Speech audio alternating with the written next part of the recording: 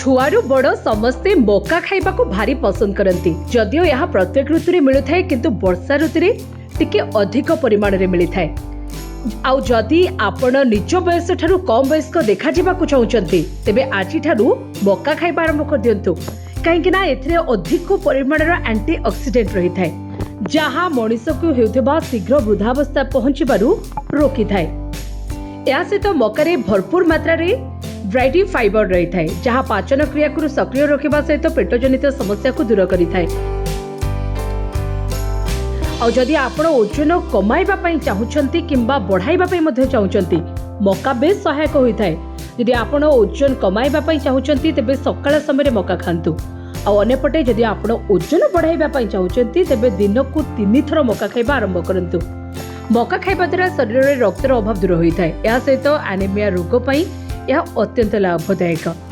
और खाइबा द्वारा शरीर को अधिक एनर्जी मिली थाए, जहाँ फल आपण दिन सारा काम करने सत्वे मध्य फ्रेश अनुभव करें। एवं मका खाइबा द्वारा मध्य केश झड़बार मुक्ति मिली थाए।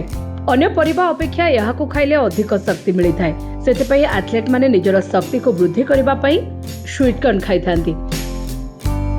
यह कोष्ठकाठिन्य को मध्य दूर करि थाए। यह खाइबा द्वारा हजम होई नथिबा खाद्य हजम होई जिबा सहित डायरिया होई न थाए।